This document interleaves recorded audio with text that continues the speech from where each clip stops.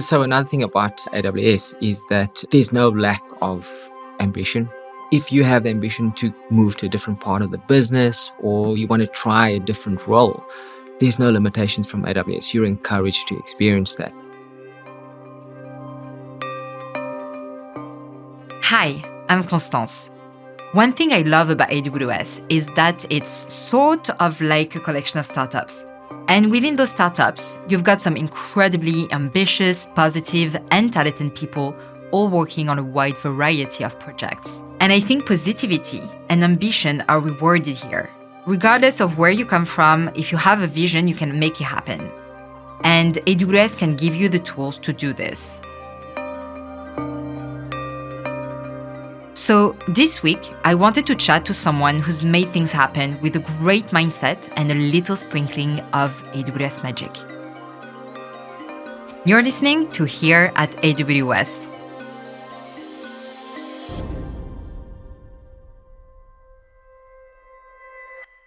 I feel like I'm a go-getter. So if I set myself a goal, I'll get out there and I'll really go for it.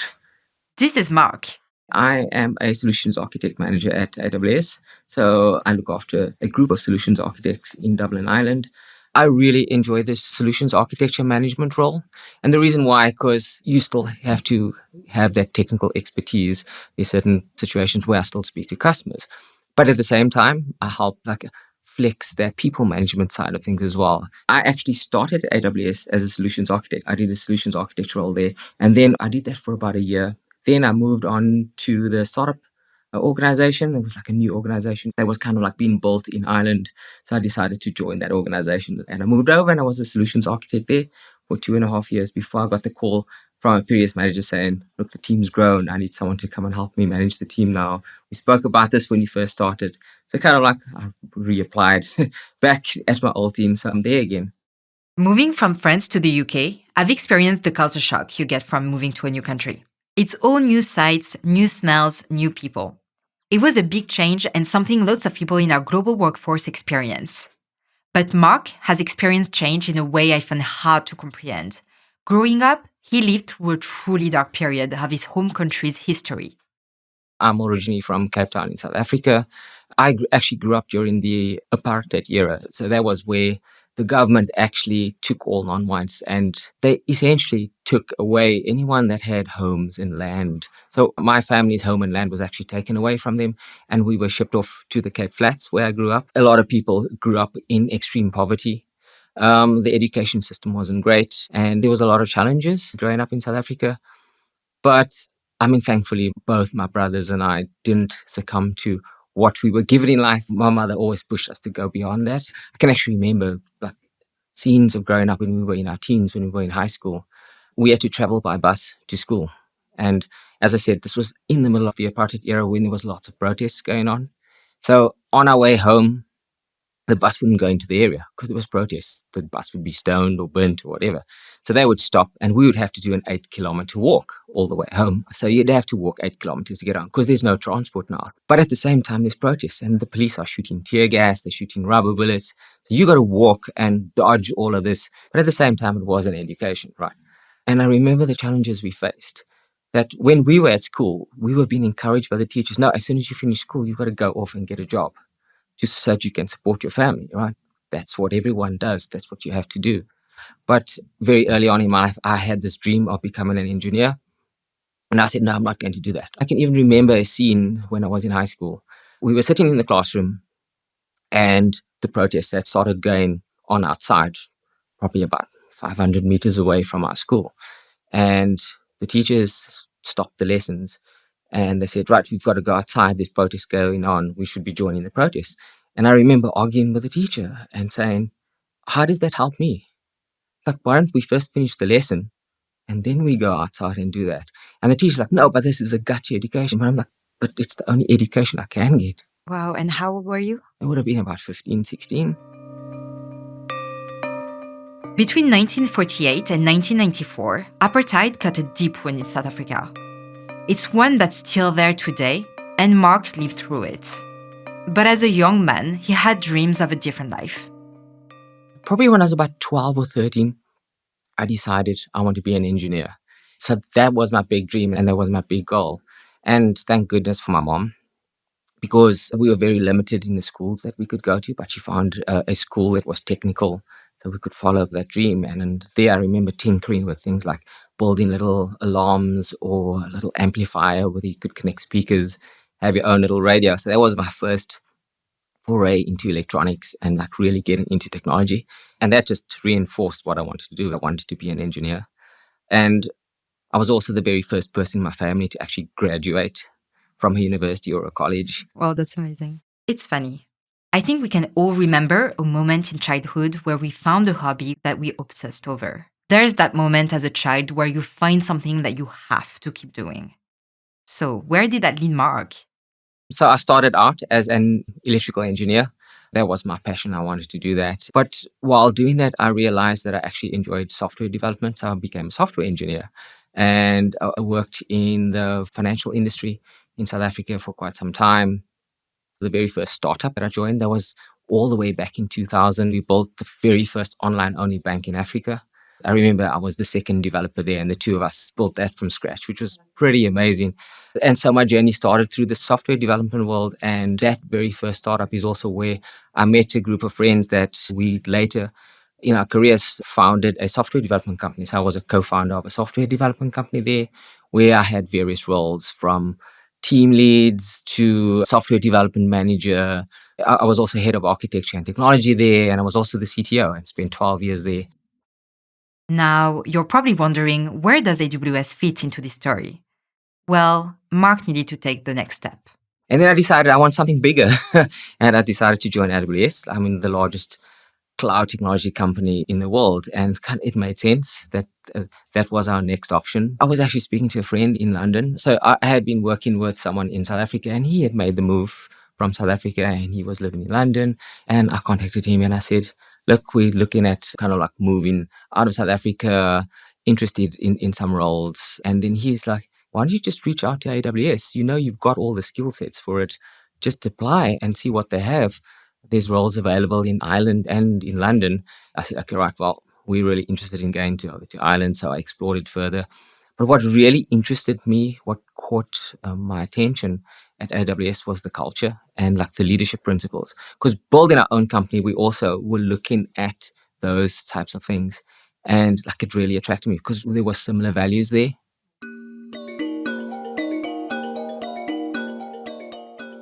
This is really interesting to me. Mark found success in his early career by living by a set of principles. And while AWS is obviously a big company, the ethos and culture is the same as if you were working in a small company. You are still building something. You are still innovating. You still make mistakes. And back to the move to Ireland. I wondered what it was like taking those first steps. Was it scary? In my mid-40s, like just uprooting my family and deciding to move to a different country and start over, that was pretty scary as well. Like it was quite a hard decision to make, but I feel it was the right one. We were looking for a place that we felt where we would be safe, where we could continue to raise our family. I've got a 16-year-old daughter, almost 17 now. When we moved over, she was 13. Those were the things we were looking for in a country, but also our experience of when we did come to Dublin was that everyone was really friendly. We enjoyed the culture. It really comes down to opportunity for my daughter as well. We didn't feel that she would have the opportunities in South Africa. If you think about it, it's hard to travel to the rest of the world. When we made the move over eventually, I arrived 2 weeks before my family. So I was kind of like, I could see all of these things. I could see the difference in how people were walking around at night.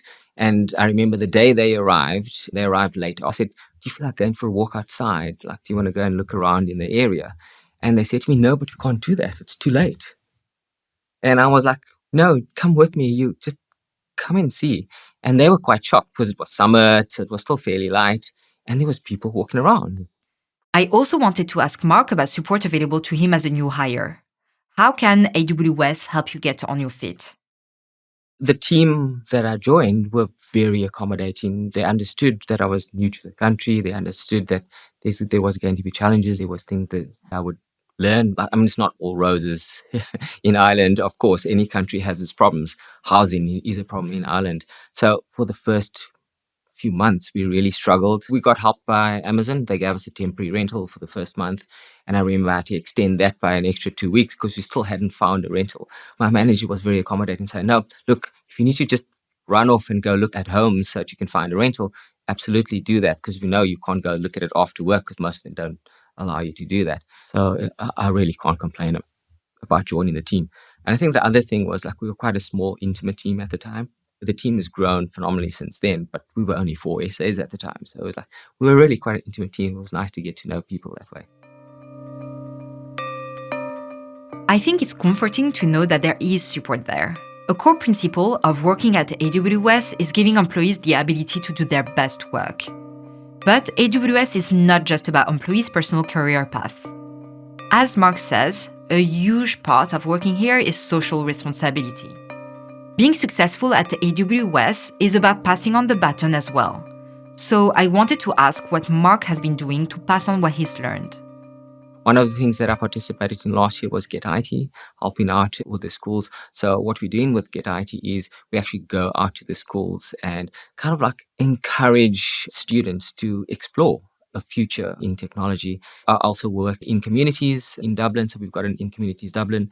So for example, last year in December, we were packing Christmas boxes for families. And actually, coming this week, we'll actually have a group of students from one of the schools coming to the office where we're going to tell them about what we do at AWS, like get the message that it's not just a technology role that you can explore. If you love music, you can do music producing.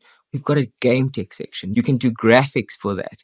And we've got marketing roles. We've got all these roles. AWS and Amazon is not just a technology company. There's so much more that you can do there. And I'm part of the mentorship program, and I actually like working with that. I actually worked with one of our Tech U candidates that actually came through our startup community, and I actually mentored her for about a year. So as we get new people in the organization, I make myself available for that as well. And do you have any proud moment as a mentor? Oh, wow. I would actually say the TechU candidate that graduated, and not only that, is now a very successful solutions architect in the startup team. I was here in London the other day and I caught up with her and we had coffee together. Mark's actually got another mentee he's very proud of as well.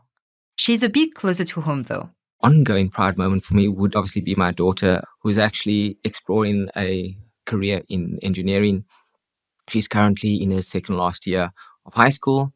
For a very long time, she's been saying that she wants to be an engineer, to the point that she's actually chosen probably the hardest path in school, doing mathematics, physics, chemistry at school. And then because the school wasn't offering applied mathematics, she's doing that outside of school as well. So she's got an extra workload outside of that. I'm really proud to see how driven she is and how hard she's working to get there. Like, she's doing the same thing. I want this. I'm going to go and get it. So I'm really proud of her for actually doing that. And there was only 2 girls in the school that wanted to do applied mathematics. So they scrapped it because of that. But my daughter was determined. She said, we've got to find another place. I'll go and do it somewhere else. I'll go and do it after school. So I'm really proud of her for going beyond what's required. Mark's super confident when you talk to him, but that wasn't always the case. If I think back, I was quite a timid child. I know it might not sound like it, but I was quite timid. Even just getting up and speaking to people was really hard for me. So I think I've grown quite a bit in terms of coming out of my shell, being able to speak in front of people. I mean, doing the solutions architecture role at AWS as well, doing public speaking. I've been privileged enough to speak at reInvent, speak in front of a big group of people. I would not have even thought that possible. I would always get too scared. Even this, I would never think of doing something like this. And I mean, if I look back then, I would never even have thought that this would have even been possible. So I think I've grown quite a bit in that area. And what he says about diversity at AWS is so important. Look, when I joined at the time, most of the team was Irish. And I remember myself and one of the account managers was the two that was the kind of like the foreigners in the team. But we never felt that way because I think we were made to feel welcome. However, I must say now, I mean, as the team has grown, there's really a huge diversity. It's not all Irish. We've got members from different countries, from different cultures. We have a female SA as well, which is great because it's so hard to find like females in tech. So we really try and encourage that as well. I think we would never have the broad skill set where just stuck hiring one type of person. If you look at it in general, If you limit yourself to only males, for example, you're also going to limit your talent pool. The other thing is that different people and different cultures bring different perspectives in how to reach out to people. Can you imagine Amazon.com, the website, and we only had one type of person working there? The customers would only have one type of experience. So we could think of it broadly that if we don't have this diversity in our cultures and within our teams, we'd be very narrow-minded in what we deliver. So what's next for Mark? At the moment, my goal is to really grow the Irish team. The ambition is to be the shining light in Ireland. Ireland's got a great economy. It's continuing to grow. And for me, the ambition is to play a role in that within AWS and really grow Ireland to stand on its own as a country. I want to go back a little bit to South Africa. Do you miss it? Oh, absolutely. I miss the sun, most importantly. Obviously, the weather in Europe's very different. So I miss the sun. South Africa is a beautiful country. But at the same time, my family and friends that I grew up with are all still there. However, Dublin's become our home. So I remember when we actually went to visit South Africa a few months back, we were there. And I think just before we came home, my daughter turned to me and said, "Dad, when are we going home?" From South Africa to Ireland, Mark seems to have found somewhere he can truly feel comfortable. If he was a quiet child, he's grown up to be confident, motivated, and excited by what's capable at AWS. He's also making sure there's a next generation of talented IT superstars. I think the biggest thing is don't be limited by what's around you. There's no limit to your dreams. Dream what you want and go for it. I dreamed of being an engineer, and every step along the way, there was challenges, but for me, it was a dream that I could pursue, and anything's possible. I could give you another example. I actually do dog agility. And so I train my dog and we run around doing agility. Proud to say that we actually qualified last year to represent Ireland at the World Agility Open this year. So later we'll be running at an international competition. And this is a dog that was rescued off the side of the road in South Africa. So even he's gone all the way. So if a dog can do it, anyone can do it. That's a great story, and congratulations to your dog. Thank you. Thanks so much to Mark for a fascinating discussion. And thanks to you for listening. It's always so fun to chat with new people from this AWS family. Exactly. No one here is just an email address. Everyone is building something, and they all have a story to tell. That's it for now, so don't forget to subscribe. And hey, if working up here in the cloud sounds like fun, why not check out our website in the bio? You may just be the person we're looking for. We'll see you next time on Here at AWS.